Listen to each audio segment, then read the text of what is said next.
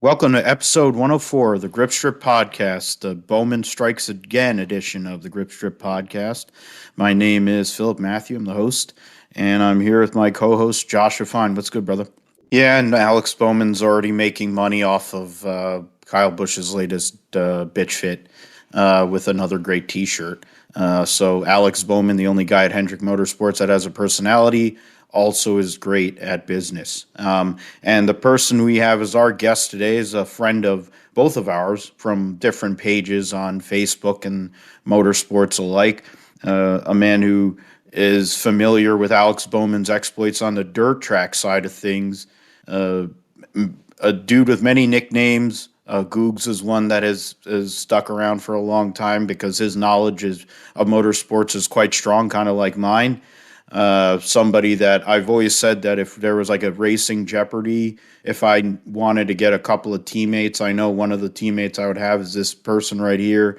His name is Josh Bolden, writer at Mount Lawn Speedway, Newcastle, Indiana. So that's pretty close by to a specific speedway that Tony Stewart's a fan of, and Chase Briscoe. Thanks for coming on the GSP there, Josh. I know that writing and other and kind of like being at the track is your thing, but the podcast thing is also available, and we're glad you're on here, the GSP, for episode 104. So we'll start with this. So I guess kind of open it up to you. And you're from Indiana. You've always been a racing fan. I know that open wheels and short track racing is your thing. But what started your passion for this sport, and why are you what brought you to your current opportunity as a writer there, and also all the writing kind of credits that you've had? You've been connected to a lot of different people and had some great opportunities over the years to cover your passion, short track racing out in Indiana. And what was your initial passions, I would say? Like, who are some of the drivers or teams that, as you started out in your, as a fan, that kind of made you love this sport? Because a main part of why we all know each other through various pages, because we have a passion for this deal and our origin stories. And we've had that, I think, with Joey Barnes when he came on, other guys, Joe Passero, who's been on this year, talking the origins of what made us fans and why we love this sport, and why Josh and I have this podcast. Now 2 years it's been basically, it's because of this passion. And passion is like the word that, if there's one word that describes me personally, drives my life. So where did that passion come from? Was it Indianapolis Motor Speedway? Was it like Kinzer? Was it like, somebody there's so many great names over the many years. It was like AJ Foyt, Andretti, all that. I mean, they were definitely much older by the time we got into the sport. But who were some of those people that really got the juices flowing to go and be the fan and now the writer that you are today? And I think you talked about Anderson and, some of those great tracks that the Thunder series was still around. Tony Stewart was there, Kenny Irwin, Nonek, amongst others, were in their youth at that point, and they were making a name on ESPN when ESPN actually cared about motorsports. That was what it was. You'd go, most of the time it'd be at IRP, but then they'd go to Anderson, or they'd go to, some of the other tracks in the state, and you'd have the Gary and Larry show, and you'd have Dave Despain, and you'd have him in the pits in his suit. I'm like, it's 95 degrees and you're wearing a suit and slacks. How do you do that? But then, of course, it doesn't really matter when you're Dave Despain. I guess he doesn't sweat. He's like the Chuck Norris of announcing. But those are like all the like Chet Phillip and the likes, Jack Hewitt, all these people. That's where you saw the past or the current, the past and the present, all, or whatever, like past and present, and the future, really, in those times. And you saw a lot of big names. The Indianapolis Speedrome where they had the go-karts, and like ESPN2 showed go-kart racing back in the day, and a certain woman that I don't really like to call her by her actual name made a name at that track amongst other people, Mark Dismore's kids and other people like that. But it's a hotbed of racing. It always has been. It still is. It may be with certain series and how things have kind of gone on, and now with the pandemic, certain things have been affected. I guess that's a way to go and look at this. So at your speedway that you get to cover this every year, what does the turnout look like in regards to car count and all, and in regards to with the different restrictions, or how, if there were any restrictions, and how that kind of opened up, and how the fan turnout went along as we've gone on since you started at Mount Lawn? Yeah, because I know that this, what we've had to go through for the last couple of years, and it's been different states. What I have here in New Jersey is different than what Josh has in Florida to what you have in Indiana. But in the end, it has been felt across not only the United States, but all over the world, and how it's been managed and handled has led to whatever is the results that it's led to. Racing is something that's why this show exists. I was going to have another friend of mine that I work with at my current job. How long I'll be at that current job is to be determined. Hopefully not as long as I need it to be, because I'm not trying to get physically assaulted by psychopaths. But anyway, irregardless of that, he's a Formula One guy. I'm an all-around motorsports guy. JB, you have an extensive knowledge of short track dirt and pavement racing. And Josh, my co-host, has great NASCAR and IndyCar, and now we go over everything. IndyCar F1 knowledge here. So it's just, I guess the thing is, I think being young and still loving the sport, and it's like things that have gone on, like even with NASCAR and how they've messed with a lot of things, and you haven't lost that passion. So what continues to drive you, and what are you looking to do or build towards as we go along here over the next, I guess, year or couple of years? It's like everyone's like, where do you want to be when you're at this age kind of deal? The two Joshes on here, I'm giving up a few years to both of y'all, so you got a lot more life to live than I do. And then based on how I treat my liver, you definitely have a lot more life to live than I do. So I guess in JB's case, what are you looking to do? Where's the end game? Because I think there are some things opening up within the media realm, especially on the short track side of things. Depending on who's involved in it, there might be some more opportunities, underground to get involved and really be in the mix with, the USACs of the World of Outlaws, the dirt car, and I guess All Stars in the case of Tony Stewart, amongst other things. And that's always a great thing, being open to those opportunities and keeping on grinding. It's something that's close to my heart. That's always what I've done too. And I think that's where the connections are made. We all kind of have that similar mindset, and that's part of what is going to keep the sport going. No matter what all these series are trying to do to get the lay fan, the fan that has short attention span, you need to have the core, and you need to build within that core and make it so you have the motivation to want to go and tell somebody and talk about it, or give them that information. Because in the end, if you are excited about it, then in some way, shape, or form, you can make somebody else excited about it, or at least give it a thought.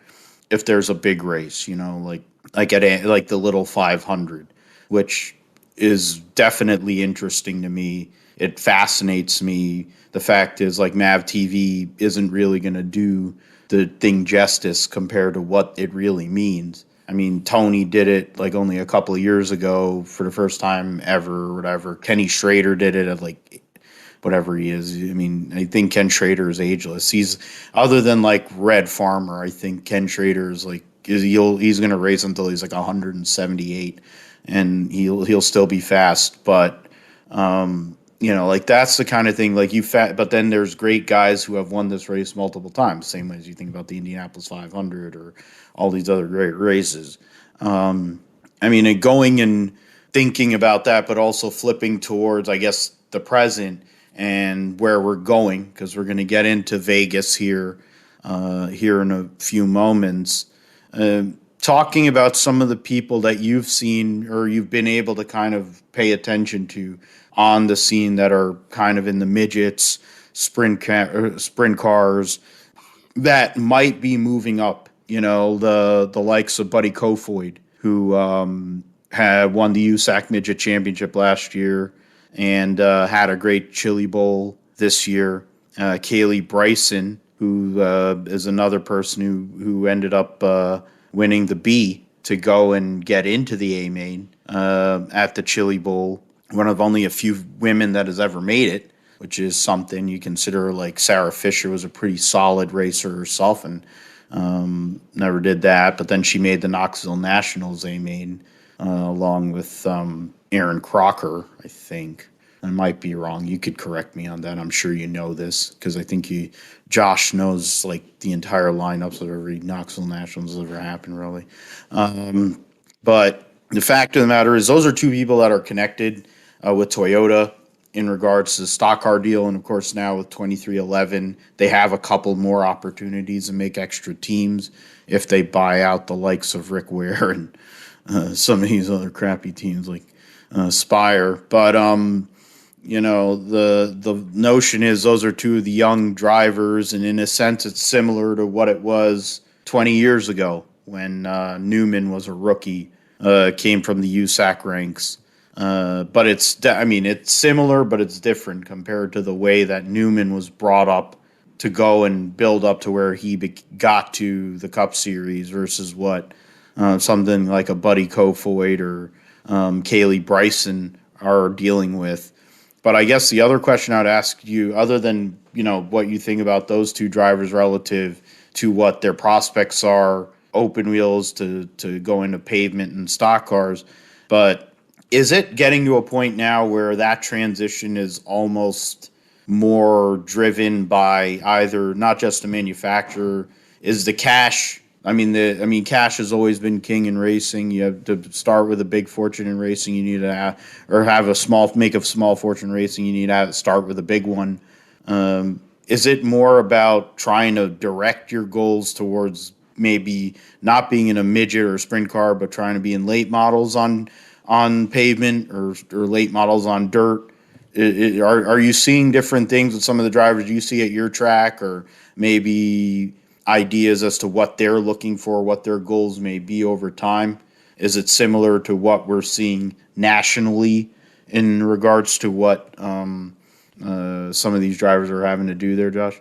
Yeah, I think that's cool. You're talking about the age range and the difference from really young to really old. It kind of brings up the whole thing with like Red Farmer racing his grandkids at Talladega Short Track. It kind of goes to that. But it's also, before Josh has one question here before we go and transition into the NASCAR thing, I wanted to ask just the classes you run. What are the classes that run at your track before Josh finishes the kind of like interview portion of this deal before we kind of loosen up and get into the racing? Mm-hmm. Yeah, everyone thinks that. I'm sorry, I didn't know if you're coming in there. Everyone thinks that the Daytona 500, or there's a lot of people that think about the 579 and all that, and Ken Squire's call. But the point is, the race that existed for 20 years prior to that. Yeah, that's something that we have to. There has to be the constant progression in the sense that if we're not looking at what can make the sport better or what can make the racing better, you're gonna stall, and then you're kind of gonna be where we got to here over the past, I guess, decade or so. with the what amounted to the Gen 5 and the Gen 6 cars.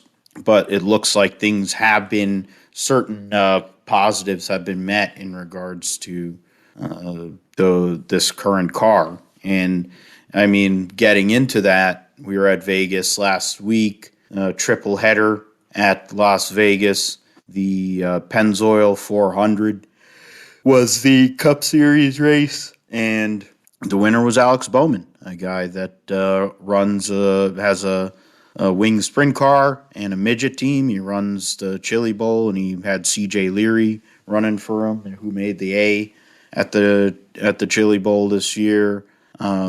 Alex Bowman, his 7th career win, same amount of wins as Ryan Blaney in the Cup Series, and and there was a whole discussion about that because Kyle Busch got butthurt about Bowman backdooring another win, but in the end, he won the first stage. He won the first stage, which I didn't know actually off the top. So there you go. That's why I'm such a great executive producer and host. I didn't even know that Alex Bowman won the first. Shit face that they had to probably carry him out of there. I think that would have been the same thing for Justin Marks. We'll see who is going to be lifting who, but maybe that'll come here soon. Bowman, Larson, Chastain, Kyle Busch, William Byron, the top 5. So 3 Hendrick cars in the top 5. Eric Almirola continues to have a great start to what supposedly is his final season. Drew Blickensderfer also showing that he is a decent crew chief. Who knew? Tyler Reddick continuing his decent start to the year. Martin Truex, Chase Elliott, William Clyde Elliott II, and pole sitter Christopher Bell, who had issues at a point earlier in the race, but was able to come back and finish 10th. So that is pretty straightforward. I mean, you look at the top 10, Bowman got a heat, but it was a good call by him and Greg Ives, 2 tires, track position in that spot to get that victory. The victory, of course, guarantees you into the playoff. It also basically gives you carte blanche to go and run, go and experiment a little bit. And with this new car, albeit limited practice and getting into this qualifying deal, like you have limited practice that goes right into a qualifying, that kind of changes the game a little bit compared to what it was back in the day. But to you, Josh H., in regards to the race on Sunday, Bowman, 7th career win. In regards to, of course, outside of the 2 championship teammates that he has, that's not a bad career, honestly. There's a lot of people who want to hate on him, but I was saying I'll take 7 career wins, and I'll take winning the way he's done, and having Dale Earnhardt Jr. and Jimmy Johnson vouch for you. I'll take that. That isn't bad at all, I would say. And he's a good marketer of people who go and give him quotes to work with on his T-shirt for his T-shirt game as well. It's why Steve Kinzer has however many Knoxville Nationals wins, and Sammy only has 1. Sammy led all them laps ahead of. There was a few years ago when he led the first 50 laps on a 55-lap feature and caught a tire down, and then I think Schatz went and came around and got that one. And, it's the same kind of deal. I mean, the hate for Alex Bowman's funny because it comes from Joe Gibbs Racing, and Joe Gibbs Racing is just full of whiners. And I say that even though Tony Stewart was one of them, and people accuse him of being a whiner, and, I get it. The fundamental fact, though, is, as Josh H. has said, he 9 wins for his guy. Everyone loves Dale Jr. in a 10-year run at Hendrick Motorsports is not that great for all the marketing and all the money that's involved in Dale Jr. But Alex Bowman, who came from cars catching on fire and fat fucks falling over trying to put out those fires at New Hampshire, to going and winning races in the 88/48 car. And last year he took a step forward. Everyone thinks about Larson and everything he did, and he was dominant. but I think there was a lot involved in that domination too. Not just his driving ability and all that, but it was convenient. But Alex Bowman quietly had the best year of his career. And why can't he go and take that next step? He's got two teammates that have won a championship. Of course, one's the most popular driver. The another one is the defending series champion, just won a race a couple weeks ago. Likely one of the more popular drivers in the sport for specific reasons. Most of his fan base came along after stupidity, but the reality is Bowman actually is got a personality. Bowman is somewhat more real than the average Hendrick Motorsports driver. He has a lot more to give, and I think he's a lot hungrier than even William Byron for that matter. He's not had the ability to have the success in lower formulas as Clyde has, as Kyle Larson has, or Byron. He knows that he's in a position where he has to perform more than those people, because in the end there isn't the backing. But I mean, granted, Nationwide Insurance backed him.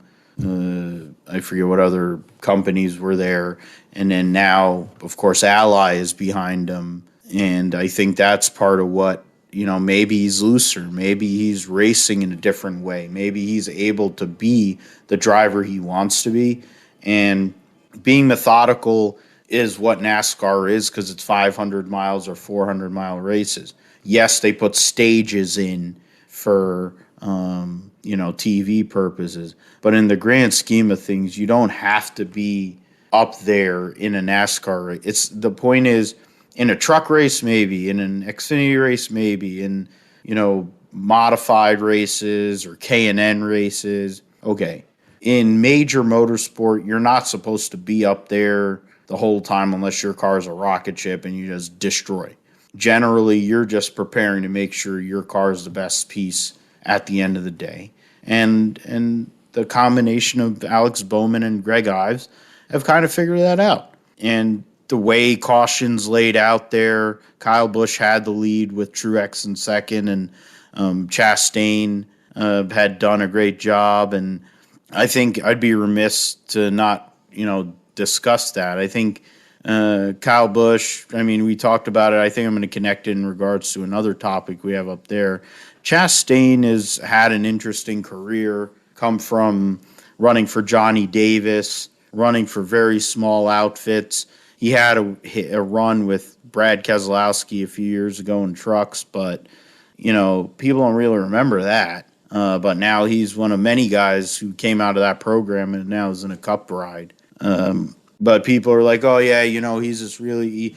It took him, driving that Xfinity car a few years ago for Ganassi, and something just switched with Ross Chastain. Everyone looked at Ross Chastain differently. And now, after last week, you have to really think about Ross Chastain and say, hey, this guy's got something. And Trackhouse the last 2 weeks has been a factor. Suarez was right there to possibly win at California. Now Chastain leads the most laps at Las Vegas and had a great piece. Going to Googs, I'm going to go to you first. In regards to this, with the next-gen car, I think, for certain teams, they've hit on this car a little bit better here early.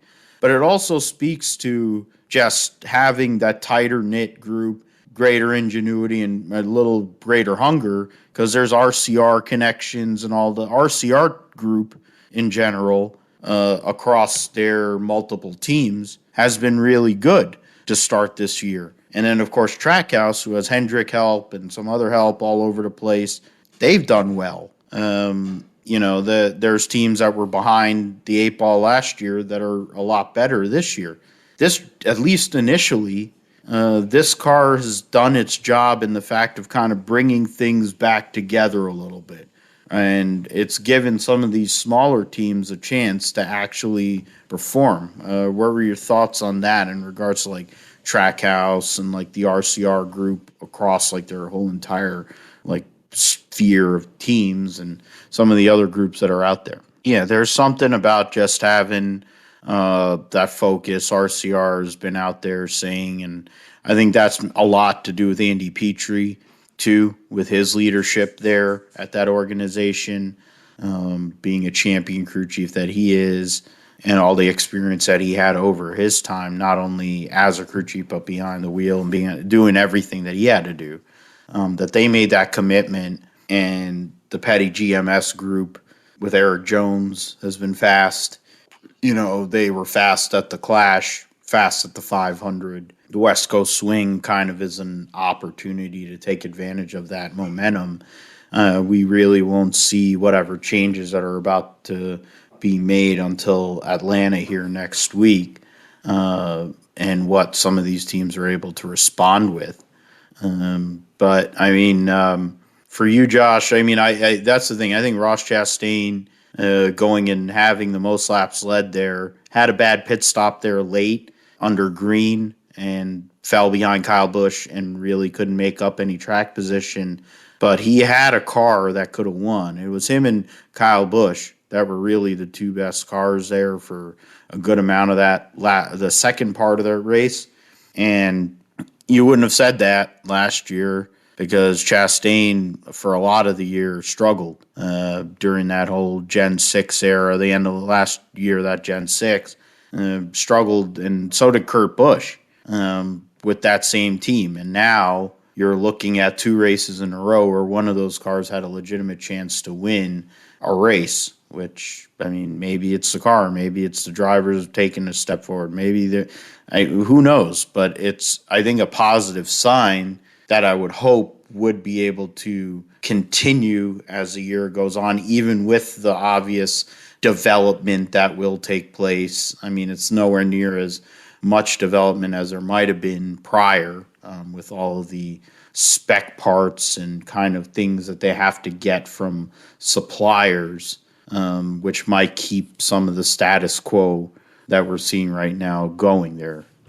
What are your thoughts on that in regards to some of the things we've seen so far with some of the smaller teams? It would be good to see that instead of the status quo, which kind of leads into the next part here. The next topic is that, while Chastain led the most laps, the vast majority of the top 10 looked a lot like what we've seen the last couple of years, which is two of the major teams, which is Hendrick and Gibbs. Now, of course, Hendrick last year won the race with Larson. Gibbs has had a great history. Truex there recently has won. Christopher Bell won the pole, and Kyle Larson's on the front row. So it sounds like a freaking chili bowl. But, you think about the way that the racing has been, and then those two cars were up there. And you look at some of these scenes. I mean, Kyle Busch came from tailback and got stage points. You got Bowman in start in the top 10, but won the first stage. You have, guys like William Byron was outside the top 10, but ended up getting a lot of stage points. You have Chase Elliott scored a lot of stage points. The reality is it's a good contrast. It's like, as much as we want to figure that and there are things that say that some of these smaller teams are able to compete, it's also a sign that these big teams are starting to figure it out. And I feel like, after this West Coast swing, once we get to Atlanta, and even like Atlanta, COTA, these next the first 3 weeks out back, towards closer to the shops is going to be a key, benchmark here. I guess in the first 4 to 6 races back. Because they're all different types of races. Atlanta is going to be run with a super speedway package. COTA is the first road course with this new car. You're talking about after go through that. You have then after COTA, then you're going to go to Richmond, Martinsville, and the Bristol Dirt Race. So those are all short tracks, and then Talladega and Dover. So the run here, and they're going to keep on running for a while. They're not going to have an off week until Father's Day, which is random. It always used to be Mother's Day, but then they started running Mother's Day, and they're going to be running at Darlington there. The short track race will be on Easter Sunday, so that'll be something. The Martinsville spring race will actually be 400 laps instead of 500 laps. The first time that's been the case in a while, I figure. This next set of races after we get past Phoenix is going to be an interesting way to go and see where people are at. 4, 5, 6, 7, 8. I figure 8, 9 races before we get to the Open, the All-Star race, and the All-Star Open is going to be where we kind of see who's hit, who's going to be up there, and we'll be able to kind of figure out where things are at in general for the NASCAR Cup Series. But I guess to you, Josh, Hendrick and Gibbs being up there, it's status quo in a sense, but the results, the racing itself didn't really show that it was always up there. You didn't really kind of have that feeling. It shows that the car might have made it a little better, but maybe these teams are kind of getting to where they're figuring this car out. And I think that's part of the whole development thing. And I think to you, Josh H., in regards to development and the whole technical side, all the engineering that's involved in this sport, yes, you have Gibbs and Hendrick. They're two of the most, in regards to the talent that they have and the amount of engineering support they have, they're ahead of the curve relative to a lot of the other teams. There are Ford teams like Stewart, Haas, Penske that can compete. But in the grand scheme of things, is this kind of like a precursor to what we've seen over recent years? It was quietly there. The results kind of showed that. Or are we still in that phase where, because of all the specs, because of kind of what you mentioned earlier with some of the smaller teams in IndyCar able to compete against the big dogs, as long as your team and your driver have the ability and the setup, you can compete against the big dogs? Or is that turn kind of taking place here very early in this Cup season? Yeah, that's definitely early. It's hard to say. I found it interesting that, once I looked at the results, how it was so Hendrick and Gibbs centric relative to what it has been for the last couple of years. But in the grand scheme, the racing didn't seem that way. Mainly it's probably because they only focused on the leaders. But there are a lot of cars that were up there. In qualifying, you had Gumby up there with Briscoe. So you had Young Guns and Fords that were up there. You had people that came from the back to the front. Cars that were at the front went the other way. So you got the comers and goers there, Mike. So, you had all that. So that's what you want in racing. You don't want to have the people that run up front. Formula One is different, of course. But you don't want to have the people that run up front stay up front. But in the case of this race at Vegas, and the last couple of races relative to not just Gluck's pole, but the racing at those tracks relative to what we've had over time has been a better product with this car. Now, what will we see in the fall under the lights in a playoff race to be determined in Las Vegas? After they've had one race of data, plus they'll have a practice and all that. But it's pleasant. It's a pleasant thing. It's a good thing to have relative to what we have had, in regards to the racing product over recent years.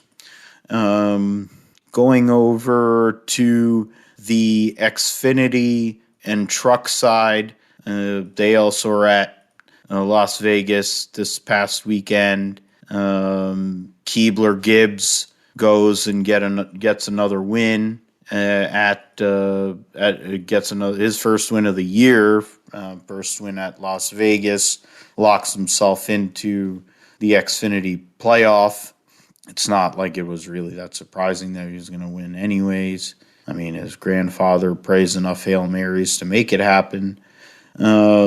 Gibbs led 6 laps. I mean, he was up there all day, but took advantage late in the race to go and get his first victory of 2022. Noah Gragson finished second. Daniel Hemrick finished third. Josh Berry fourth. Justin Allgaier fifth. So 3 JRM cars in the top 5. Landon Castle sixth. Sheldon Creed seventh. Brett Moffitt eighth. A.J. Allmendinger ninth, who started on the pole. And Brandon Jones, Buckshot Jones, finished 10th. Jeremy Clements, shout out to him for 11th. John Hunter and the Sam Hunt team, 12th. Ryan Ellis driving for Alpha Prime and the 4 Loco car. So there's a lot of people that are probably rooting for that car. Finished 13th, so that's probably one of his best finishes of his whole entire career. Finished at a Riley Herbst, his last car in the lead lap, Riley Herbst. So, I mean, it's similar in that JRM and colleagues stood out in regards to their kind of pace and dominance, but in the end, a Gibbs Toyota shows up and gets a victory. I mean, Ty Gibbs, I think more people would focus on the fact he got in a Ryan Sieg, used him up, and Ryan Sieg tried to go and get revenge and failed. I guess Joe Graff Jr., on top of being a terrible driver, also failed inspection because he's all the way at the bottom of the results there. It looks, I'm trying to see, doesn't say anything about Joe Graff Jr. failing inspection or anything like that, but he's in 38th with 194 laps completed, so must have gotten DQ'd. On top of taking a car that had won the week before with Cole Custer and getting it damaged and sucking at life. He's an embarrassment to people from New Jersey and an embarrassment to NASCAR drivers in general. But that's beside the point. Bobby Dotter needs the money. Keebler, Gibbs wins. Josh H. I don't really care for that garbage, but it is what it is. He's going to take over Martin Truex's car next year, and it'll be a sad state of affairs. We'll just have a 4-foot tall whiner instead of a 5-foot, whatever, average size whiner in a Joe Gibbs racing car here soon enough in the Cup Series. But Ty Gibbs gets another victory. But he's a robot, so he doesn't have a personality. It also doesn't help. Yeah, you look at Nick Sanchez is making his debut for BJ McLeod this weekend, and I'm forgetting his teammate, Roger Caruth. Oh, there you go, Roger Caruth. I just remembered. He's running for Alpha Prime. I was thinking about this the whole weekend with Jesse Uji and his garbage. As Josh was talking about, you could go and put Roger Caruth in that car, and you could get the same PR, and you could have somebody who can actually drive a hot nail through snow. You could put virtually anybody in Stewart Haas supported equipment that actually has a clue and at least run decent. When you put Cole Custer in a car and he's able to win, and he's not exactly the greatest driver ever, and then the next week you put Joe Graff Jr. in that car, and that car can't even barely qualify in the top 20, and he's hitting everything but the lottery, tells you a lot. The Xfinity and Truck Series has kind of devolved. I mean, the Truck Series, I don't know how it's still alive in a lot of ways. I think basically it's Kyle Busch that keeps it alive, and ThorSport, to semblance with Toyota, but then Toyota's part of the reason why it's dying, but then that's Toyota's history in motorsports. The Truck Series doesn't have a lot of variety. You have a lot of drivers in there, a lot of people with money that aren't that talented, that really shouldn't be there. And then you have these teams that are just like cellar dwellers, that are just so far off the pace. And then Xfinity is the AAA of NASCAR. And you have these drivers and some of these teams that are just so fucking awful. And they could really determine a championship. Like Baccarella got in, I forget who it was, he got into, I think it was All Guy or somebody a couple of years ago at Phoenix in like his first Xfinity race.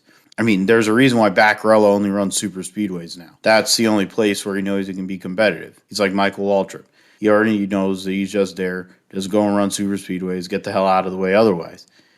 Uji knows how to get sponsors. He fought for our country, so God bless him, and God bless everyone that does that goes and protect our country, especially with all the crap that's going on right now. But the reality of the world is, dude, you can't drive a freaking race car. I mean, you're just trash. You're just drizzling shits. Emmett Smith ain't the sharpest knife in the drawer. He was a running back. He went to University of Florida. No offense, Josh, but the fact of the matter is, back in '88, I'm pretty sure that the things that he had to do, he probably had to pass TV or something.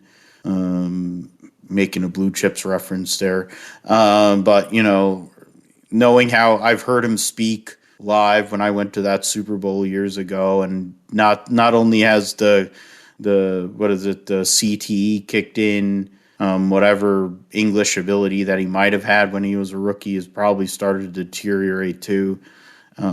He ain't the sharpest knife in the drawer, so I guess he has a lot of money that he's willing to waste a couple of $1 million on a nowhere program. I mean, I'm waiting for when the points switch after Phoenix for 4 races, and then Jesse Uji just starts DNQing like MWR every single week. I bet you that will expedite the driver situation. And then when Joe Graff Jr. fails to qualify for more race, well, the problem is he's going to be locked in. That's the issue. He's going to be locked into every race now because they've won a race this year. As long as he's in the 07 car the rest of the year. So that sucks. That would have been interesting if he had to go. It would have been like the whole Kevin Conway. He's basically Kevin Conwaying his way into every race the rest of the year now because Cold Custard got him in. But we'll see. There are other ones like those two. They're going to try to make some races here as the season goes on. Natalie Decker, Jeffrey Earnhardt, the like, that are just kind of like out to lunch. Speaking of out to lunch, we'll get to the truck series. Chandler Smith did what John Hunter Nemechek did to his owner last year, goes and beats Kyle Busch and wins at Las Vegas. So Chandler Smith, all of a sudden there late in the year last year, kind of figured it out, won a couple of races in the playoff. Now he's got his 3rd career win, beats Kyle Busch, puts himself firmly in the battle for this championship, Friesen 3rd, while his 2nd truck with the Onion brought out at least 2 cautions, I think, and or 3 cautions or something like that. Brian Priest driving for DGR finished 4th. Tanner Gray, DGR finished 5th. Nutbag Roid Rage 2.0 finished 6th. Matt Crafton 7th. Brett Holmes actually started basically nearly tailback and finished 8th. Another maggot moron who hates Bubba Wallace is finished 9th. Ty Majeski, who ended up hooking the Stage 1 and Stage 2 winner, his teammate, the defending series champion, finished 10th. I guess to Googs first. I mean, Chandler Smith's a guy who was in ARCA, stood out there, took over for Christian Eckes, who was the last winner at Las Vegas here in the September. But this Chandler Smith starting to figuring it out in the truck series. He showed his might in the ARCA series, and he was able to do it on short tracks and also on bigger tracks too. But to go and beat Kyle Busch, I mean, albeit in his own similar equipment. But to beat Kyle Busch after Kyle Busch went and there is one thing I'll say before I go to you, Josh Googs, there, that Kurt went and said how he got owned by John Hunter on that one restart or whatever. There's something he said how he got owned, and the only person in the world that could get away with saying something like that to Kyle is his older brother, because it's like, wow, I can't believe he said that, but I'm like, it's because it's Kurt, because he's been waiting Kurt is that kind of guy, they're just both of them, they just want to needle you. They're the guys that just want to stick that needle right into you. But Kurt, now he's looser in life. He's got the hot wife. He's kind of now Jordan brand. So I'm going to wear Air Jordan AJ1s. And he's just chilling. Now he's on the Truck Series broadcast. But I kind of got joy out of the fact that he made Kyle squirm in the truck while he's trying to race his team. But Chandler Smith goes out there and gets that W at Las Vegas there. Googs, what are your thoughts on that this past week? Kyle, who's won 50-plus truck races and over 100 Xfinity races in his career. And, of course, as I said before, is probably one of the only reasons why the Truck Series still exists. To go and beat your boss does mean a lot.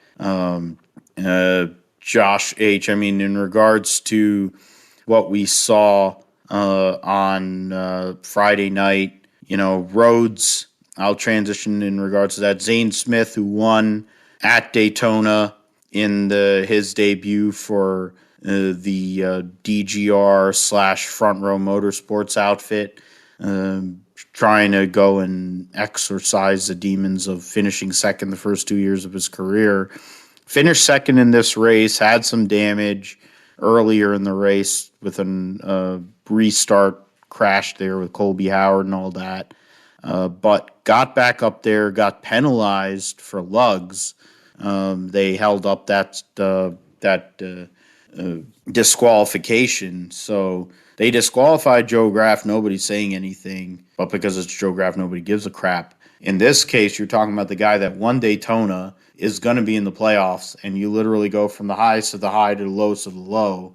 And their justification is they got all their lugs from the same spot, how certain lugs are not able to be, I guess, legal, but then other ones are, doesn't really make a whole lot of sense. They weren't trying to get an advantage, because in the end, I don't think it's a speed advantage per se. I guess it's a speed advantage on pit road. But even in that sense, if the lugs aren't setting the right way, it would make a vibration. So I don't know. We're not in those rooms where they make these decisions. I would honestly love to say what or how they determined that that's a disqualification, because they're saying that they're machining the lugs or something like that to make them, I don't know, I guess a little smoother or something like that. I'd just love to know that. But Ben Rhodes won the first two stages with an unsponsored truck, and then got hooked by Ty Majeski in the third stage, which probably made a very interesting meeting in Sandusky, Ohio at the ThorSport offices there on Monday morning during the Monday morning debrief. Yeah, Zane Smith is right now 12th in points after the disqualification, but of course he's locked in to the playoff even with the loss of all those points. So basically it was akin, he only raced Daytona because he only got 1 point at Las Vegas. So he has the playoff points from the Daytona. Doesn't have anything from Las Vegas there, but he's still all right. He's going to make the playoffs. It's no big deal. But it is kind of a rough way to go. And his teammate, Tanner Gray, corporate teammate Tanner Gray is second in points right now. Chandler Smith, of course, takes the points lead. He would have been second to Zane Smith there. So Zane Smith and Chandler Smith would have been the two top two in the points. Rhodes, even with the rough the situation with his teammate Ty Majeski, is fourth behind Ty Majeski. Dumbass number 1 is 6th. Dumbass 22 is 8th. So right now, I mean, you look at where it is. I mean, it's only 2 races in. They'll be racing at Atlanta in a couple of weeks. So the Truck Series, of course, is a little more staggered because they only have like 23 races. So their series is a little more staggered. But thinking about that disqualification, all that, and then roads, of course, that whole situation. I would have loved to have been a fly in the room in that at ThorSport to try to see how that whole deal went along. I mean, Ty Majeski's a great super late model racer and ton of talent, similar to Josh Berry, and he's won a lot of big races. But his career in the upper echelons of NASCAR has been rough. He was part of the 3-pronged attack in the 60 car with Roush a few years ago, which was basically a destruction of sheet metal between himself, Gumby, and Chase Briscoe, where they just destroyed a ton of equipment. And then he was part of Nice Motorsports. He took over as a full-time driver of the 45 from Ross Chastain. And the one race I remember was like Pocono, and he had one of the fastest trucks there, and he tried to go and cut across somebody on the front stretch going into turn 1 and hooked himself right into the fence, and he's running into top 5. I'm like, well, that's a microcosm of his entire year. And I think he got fired like 2 weeks later or 3 weeks later from that ride, which was pretty insane. And then Nice Motorsports, of course, has kind of been on a downward trajectory anyway since Ross Chastain's standout season a few years ago. But that's beside the point. JB, I want to thank you for coming on tonight because we're getting into the roundup and stuff. So thank you for coming on, giving us your time. Always welcome here on the GSP when there's any big news or any big races going on, anything you want to promote from Mount Lawn and any racing or any thoughts you have. We're always open to have you on. I'm glad you're able to come on here tonight. Well, yeah, I mean, it's going back to the days of Dan Smith and all that, right? You know, when we were going doing all them shows and yeah, all the different gimmicks we had going on. Probably going even to what is it? I'm trying to remember her name, Candace Smith. You know, with her podcast that she had going on, she gave up to talking and not talking in circles, or there's like I forget what they call it, but her podcast, I think there might have been a little involvement there, but obviously doors always open, man. I've always stayed as friends, so give my best to your mom and your family, and figured out racing's gonna be starting here soon, so you're gonna be busy. So guess whenever you have a chance, just hit us up. If you have anything you want to promote, where can we follow you on social media and some of the other social media or the places we should see where your work appears? It's all good, short and simple. So we find you on Josh Bolden 81. Dude is a wealth of knowledge. I mean, that's the thing. Like, there's very few people that can compete with me in regards to the kind of like motorsports knowledge, but JB and I have had great conversations, random conversations over time about racing, and this man is a wealth of knowledge and a passionate fan and a great writer too. So hey, you get everything there. You get a all-in-one package, and somebody that probably should be covering like World of Outlaws or something like that, because that's where it all started with the King of the Outlaws. So we'll see about that. Thanks a lot, brother. Getting to the GSP roundup here. Starting off with Formula One. They're going to be at Bahrain testing, but the news has came out before that today on Wednesday, where Kevin Magnussen returns to race in Formula One with Haas after leaving in 2020, along with his teammate Roman Grosjean, who, of course, his exit was a little more dramatic. Now he's comfortably in IndyCar.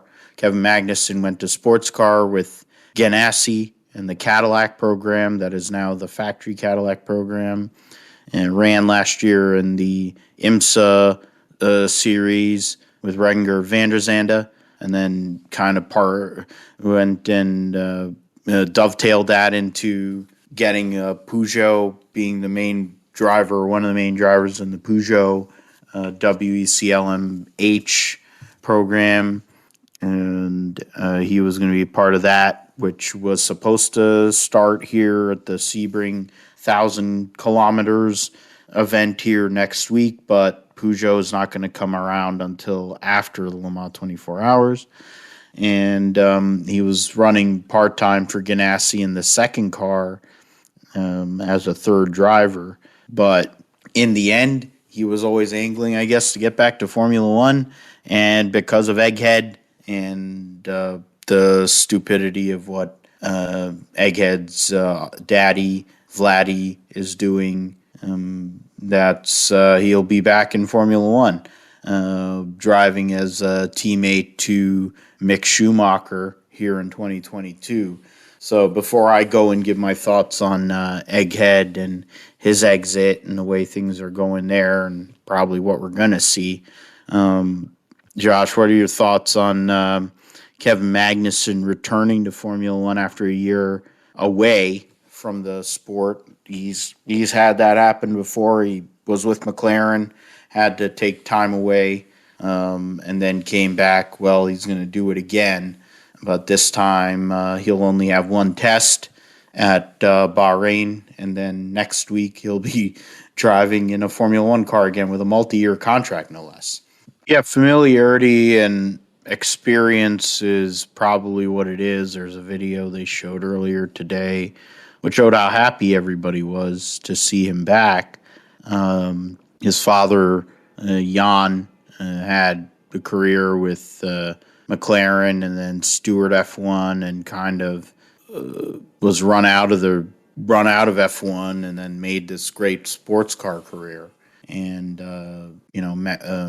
when it comes to Kevin, he has been in McLaren, just like his dad. Kind of was run out of McLaren and then had to wait, came back to Haas, ran a few years at Haas. But, of course, this team is not a great team, but they like him. And he's a good kid, and he drives well. You mentioned his IndyCar situation. He got to run for what is now the McLaren team. It was Schmidt-Peterson, McLaren, whatever. And now he's run sports cars too, just like his dad, and prototypes, and he's been able to make it work to come back. It is at the expense, of course, of Egghead and his father, who he's an oligarch and is a sympathizer and close friend, or whatever the hell you want to call it, of Putin, based on the sanctions that Formula One has put down, and FIA made it untenable for Haas to keep the Mazepins involved in regards to their team. You add the fact that Egghead was the worst driver in Formula One last year, and he is generally not a good person, along with the fact that his daddy, Vladdy, is a scumbag too. So you put all those things together. Now he's trying to go and do a woe is me campaign and crying wolf, and trying to take a page out of the We Race As One portfolio, and using his illegal, generally illegal money that funds Vladdy's bullshit to go and make a new program. At the end of the day, you were the worst driver in Formula One last year. There was 20 drivers in Formula One. You finished 21st in points. You're a fucking tool. You have an egghead. You've abused. You're a sexual deviant. You've abused women. You've assaulted other race car drivers. At the end of the day, I don't have any sympathy for you. your dad's the only reason why you had a career, and you had a chance to be in Formula One, and you sucked, and your dad can't even fund it because he doesn't have any money, or he's losing money because the ruble is becoming rubble, and he's a scumbag because he's a sympathizer for a dictator, evil dictator. So nobody gives a fuck, Mazepin. Go and eat a bag of dicks and learn how to drive a race car, and then maybe we might see you driving in a NASCAR truck or something eventually, or probably hanging out with Paul Tracy, because he seems like the kind of guy that Paul Tracy would hang out with. But yeah, I mean, with Formula One, they'll be testing at Bahrain for 3 days, and then getting towards the racing here this next week in Bahrain for the first race of the year, and then they'll be going to Saudi immediately for the shitty Jeddah circuit. What goes on with that, and how everything goes with that in general. That'll be coming up in a few days' time. In regards to the MotoGP, ran at Qatar to start the year. Enea Bastianini won his first race of his career, so that was a big deal. He's on an older bike, no less, older Ducati. Beats Brad Binder for KTM and Pol Espargaro on a Honda. Alicia Espargaro finished 4th and Marc Marquez 5th. So Hondas had 2 of the top 5, and Aprilia got one in the top 5 as well. The Suzukis of Joan Mir and Alex Rins 6 and 7. Johan Zarco 8th. Defending world champion Fabio Quartararo finished 9th, and Taka Nakagami finished 10th. In regards to points, I mean, the 2 secondary Yamahas, Dovizioso and Binder, scored points. But in regards to people that didn't, Jorge Martin DNF'd, Pecco Bagnaia, who's a championship favorite, along with probably Marc Marquez, and trying to go through some of these other people. Quartararo's lacking speed. Those are a couple other people you think about. Struggled, fell out. Miguel Oliveira fell out. So, and Jack Miller, those 2 factory Ducati riders, didn't even get past lap 11. So that's a big blight here as they go towards the Indonesian Grand Prix here next week. In regards to, I'm trying to see if there's anybody on this leaderboard that is worth anything. No. The guy's name is Sergio Garcia, and he's on a gas. That's convenient. The Moto 2 results at Qatar saw Celestino Vietti Ramis win over Aaron Canet and Sam Lowes. Joe Roberts finished 8th, and Cameron Beaubier finished 9th. So the Americans ended up scoring decent points. So that's something we'll go and look at as the season goes by and how that continues to evolve. Supercars were at Sydney Motorsports Park past week. In race 1, we saw Shane Van Gisbergen, the defending series champion, win over Anton De Pasquale for Dick Johnson Racing, and Chaz Mostert for Andretti Walkinshaw United. Will Davison for Dick Johnson finished 4th. Brody Kostecki for Erebus. Nick Percat in the, I'm trying to remember what team, the Andretti United team, finished 6th. Will Brown for the Erebus team. Tim Slade, Brock Feeney, James Courtney in race 1. In race 2, Chaz Mostert wins over Brody Kostecki and Anton De Pasquale. Cameron Waters for Tickford. Andre Heimgartner finished 5th. David Reynolds finished 9th. So there's that in regards to Sydney Motorsports Park and their race, the first race of the V8 Supercars season last week and get into on that. Formula 3, Formula 2, they had testing there, trying to get the news from Formula 2, terminates Uralkali sponsorship, so that was that's good. Felipe Drugovich, get into that. Jan Daruvala led the first day of testing. Liam Lawson second day, and Felipe Drugovich the final day of testing from the last week at Bahrain.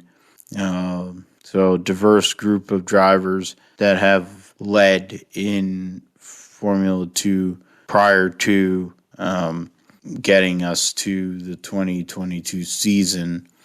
Trying to get into Houston Formula 3. Hadjar for the Red Bull. Trying to get into that. Isaac Hadjar's quickest on second day of Formula 3 preseason testing. I'm not bringing up any details. So that's what that is all about. And that's, okay, so Formula 2, Formula 3. Since I've kind of been lost in all of that, I'm going to get into the announcements for SRX.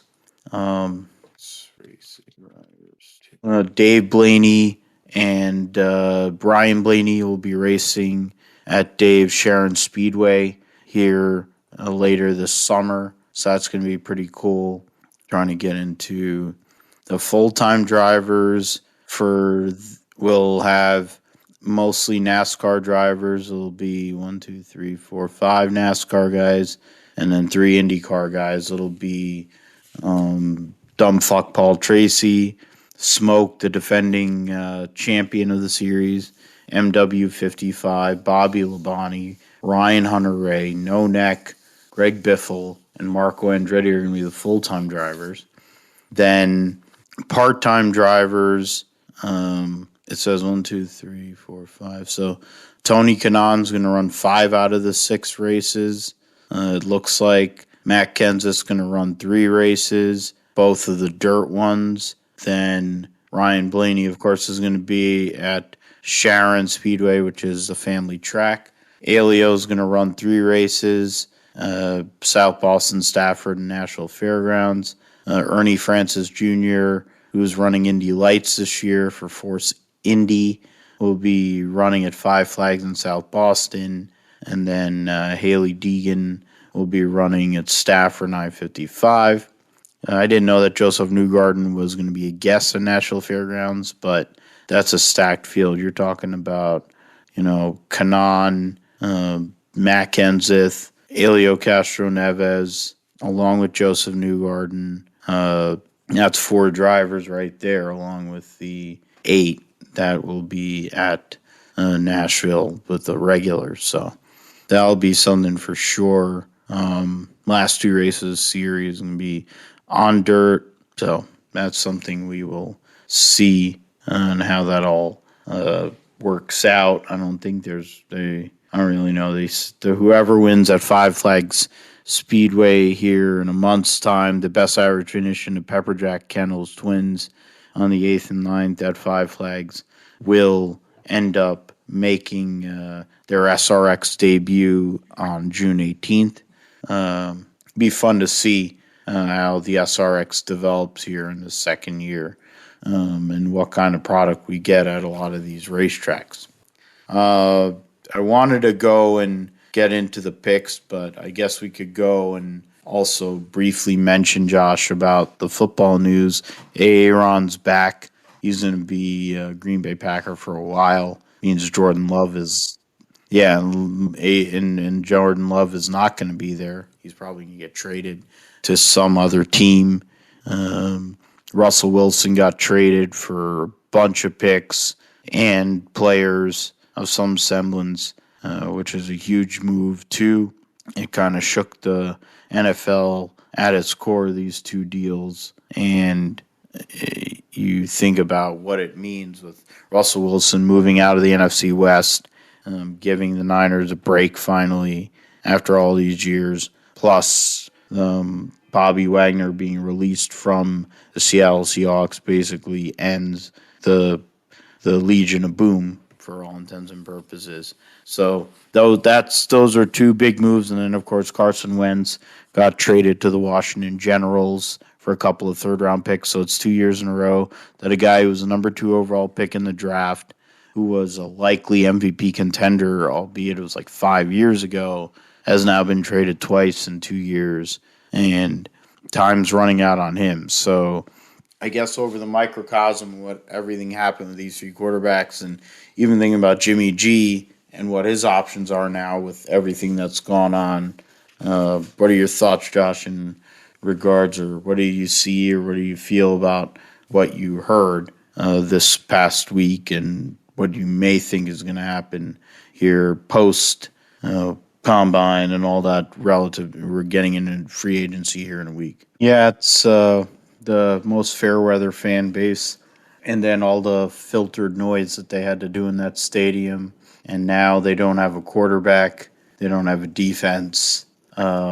I kind of can't wipe the smile off my face when it comes to watching the Seattle Seahawks implode after all the pain they inflicted on the Niners over the years, with all the bullshit they did and officiating help they got, and some of these players, and the possibility of, Bobby Wagner possibly coming to the 49ers kind of makes me happy, because him, Fred Warner, and Dre Greenlaw and Al Shazier, and that could be a great linebacker quartet that could help the Niners get over the top.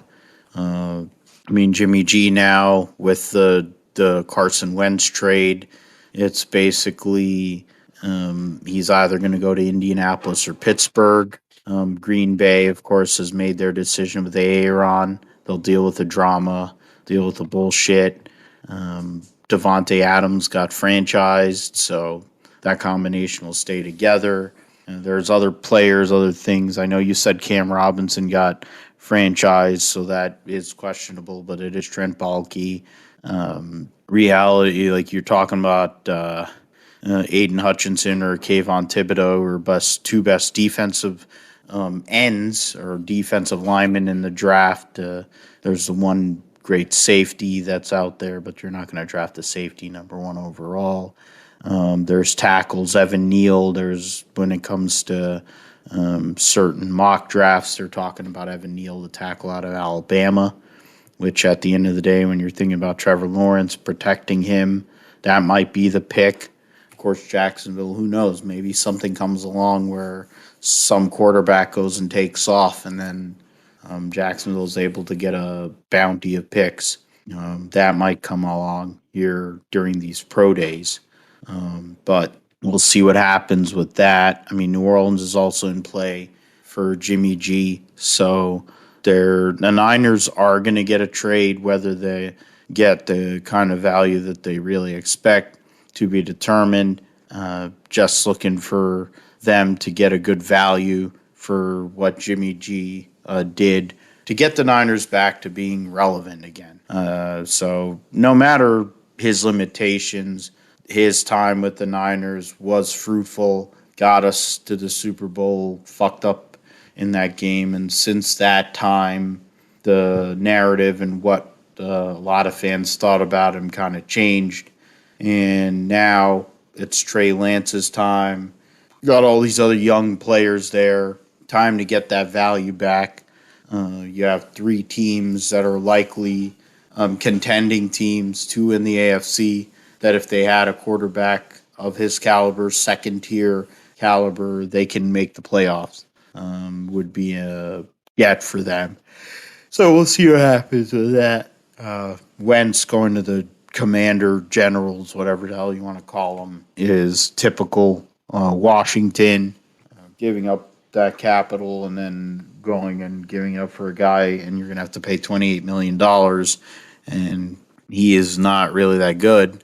It's whatever. but it is the NFC East, so it's possible it might work. So we'll see what him and Riverboat Ron and company can do there. Russell Wilson, of course, getting traded for a shit ton of picks and 3 players that are generally irrelevant. Seattle's, of course, as Josh said, rebuild mode. Denver's all in, trying to win a Super Bowl. It looks like Von Miller's going to come back. So Denver is trying to bring it back again for a second time, since with Elway as the guy running the regime and whoever else after that, finding a quarterback has not been very successful. So they're looking for the veteran presence, and they'll take a white bread douche and Russell Wilson. And it also means that the 12s will just be 12 because they stole that from Texas A&M anyway. That wasn't an original bit, so they don't have anything original. They're just like Pepsi or certain other entities that couldn't come up with an original idea. So fuck the Seahawks. Getting into the Cup and XFinity series here at Phoenix this coming weekend. We'll go XFinity first. 42 drivers for 38 spots at the United Rentals 200 in Phoenix. Nick Sanchez, as I mentioned, will be making his XFinity, or trying to make his XFinity debut at Phoenix. You have Joe Graff in the 07, 08 car will be David Starr. They failed to qualify last week, with Stan Mullis, who failed to qualify last week. Trying to get through some of the other people. Trevor Bayne will be back in the 18 car. Kyle Siegler's Henzemans, who's going to be making Cup efforts here later in the year. Owuji. Jeffrey Earnhardt will be in the 35 Emerald Gase car. Parker Retzlaff will be in the 38 for RSS. Ryan Ellis will be driving the 44 with Keen Parts on there. Kaz Gralla driving the 45. Trying to get through some of these other people. You got Josh Williams. And just had a rough start to the year. So let's start here in regards to picks. Makes me nauseous to do this, but I'm going to pick Ty Gibbs because Phoenix is a very Gibbs-centric track, and doesn't really matter who they've had. Bruckshot's won a few times there, so I'm picking Ty Gibbs to win. In regards to a wild card scenario there, I'm going to go and choose Landon Castle. He hasn't won a race in a long, long time. If he wins, I think there's going to be a huge celebration. A lot of oat milk being sprayed around, or almond milk, or soy milk, or whatever the hell he drinks. It'll be a big deal if Landon Castle could win. So those are my choices. I think Ty for the win, but the wild card is Landon Castle. How about you, Josh? Yeah, we'll see what happens with that. I mean, it's a little more straightforward. It's a short track. There isn't going to be as much deviation in regards to who's up there. It's the first smaller track that they've been at. They had, they've been at bigger tracks to start the year.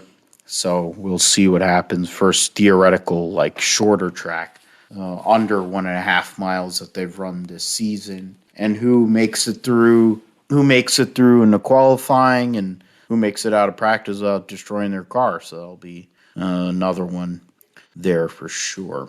The Cup Series event only has the 36 chartered cars. Nobody else. The only major change is that AJ Allmendinger will be running the 16 car this week instead of Daniel Hemrick. Was it Garrett Smithley's back in the 15? Balicki will be in the 77. Kind of looking around if there's anything else. I mean, Todd Gilliland has issues with the crew chief and all that, with all the suspensions and stuff with the lugs. But trying to see if there's anything else that's kind of different, but not really. It's a regular field there. So I'll throw to you first, Josh, in regards to who you're looking at as a winner and wild card dark horse pick for this weekend's race, Ruoff Mortgage 500 at Phoenix. I'd take that after last week starting fourth and getting destroyed early in the day and going across Nacho Libre's nose and destroying his car and Nacho Libre's and then being out of it. Be nice to have a little bit of luck go and kind of close out a race. Going into this race at Phoenix, I'm going to choose Clyde. I'll pick Clyde as the winner here at Phoenix this weekend. And my dark horse is right behind him, is Eric Almirola. Almirola's been good at Phoenix over time in his career. Him and Blickensderfer have gone off to a nice fast start. He won at New Hampshire last year. It's kind of a track that suits his style. I think it would be an opportunity for Almirola to kind of go and sneak one in, give himself the opening to go and relax, and at the same time kind of R&D for the playoff, which is supposed to be his last season here in the Cup Series. So we are done with all of that. Let us get to your sim segment there, Josh. What's going on in the world of iRacing and other gaming and other important info? Yeah, you can follow me at Philip G. Matthew on Twitter. You can follow me on Facebook, facebook.com/Philip G. Matthew. You can follow the Grip Strip Podcast at Grip Strip Pod, capital G, capital S, capital P on Twitter. We're on Apple Podcasts, Amazon Music, Spotify, Podbean, Pandora, iHeartRadio, Stitcher, and TuneIn. We are, basically anywhere you can find a podcast, you can find a Grip Strip Podcast. I'll do my best to upload this here before the end of the week, so it's a little more relevant. We're getting close to a lot of racing going on here to start next week on the Grip Strip Podcast. So, it'll be interesting talking about what we saw at Phoenix this week, but then what will be coming along next weekend. You'll have the NASCAR triple header at Atlanta, the newly reconfigured Atlanta Motor Speedway, the WEC and IMSA will be racing at Sebring. The Bahrain Grand Prix for Formula One will be taking place. MotoGP, Moto2 will be in Indonesia. And, of course, IndyCar will be at Texas as well. So all Formula, 1, 2, 3, MotoGP, Moto2, Moto3 in Indonesia. So it'll be a very busy week of racing here this coming week on the Grip Strip Podcast. So we thank you for listening to Grip Strip Podcast. We thank Josh Googs Bolden for his appearance. Thank Josh H., my co-host, as always, for doing his part to carry the load at times and carry for me, too. So thankful for that and for everything here on the Grip Strip Podcast. We thank you for listening. Let us know, give us a like, download the whole bit, promote it, or go and share it so that we can go and get more listeners and followers, and maybe we'll go and upgrade this thing. But until then, we thank you. Take care. God bless, and goodbye.